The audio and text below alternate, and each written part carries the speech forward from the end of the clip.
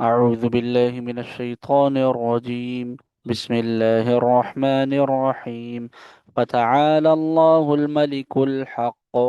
ولا تعجل بالقرآن من قبل أن يقضى إليك وحيه وقل رب زدني علما. ولقد عهدنا إلى آدم من قبل فنسي ولم نجد له عزما. وإذ قلنا للملائكة اسجدوا لآدم فسجدوا إلا إبليس أبى. فقلنا يا آدم إن هذا عدو لك ولزوجك فلا يخرجنكما من الجنة فتشقى. إن لك ألا تجوع فيها ولا تعرى وأنك لا تظمأ فيها ولا تضحى.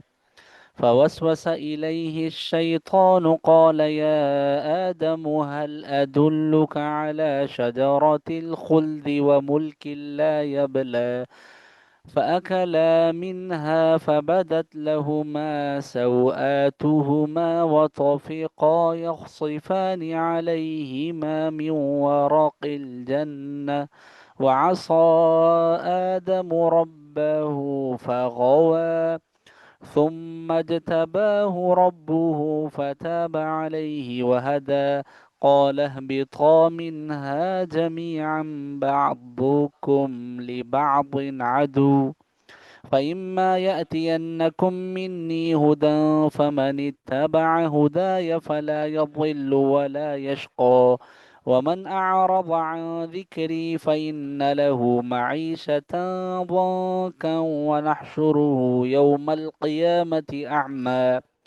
قال رب لم حشرتني أعمى وقد كنت بصيرا.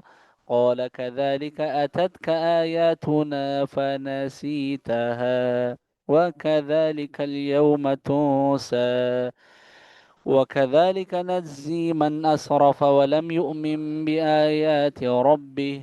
ولعذاب الآخرة أشد وأبقى.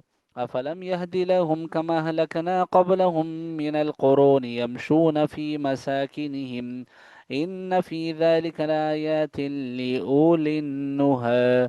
ولولا كلمة سبقت من ربك لكان لزاما وأجل مسمى. فاصبر على ما يقولون وسبح بحمد ربك قبل طلوع الشمس وقبل غروبها ومن آناء الليل فسبح وأطراف النهار لعلك ترضى.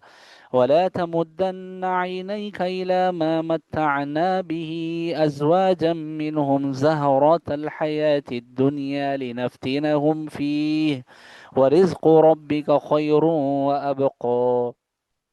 وأمر أهلك بالصلاة واصطبر عليها لا نسألك رزقا نحن نرزقك والعاقبة للتقوى. وقالوا لولا يأتينا بآية من ربه أولم تأتهم بينة ما في الصحف الأولى.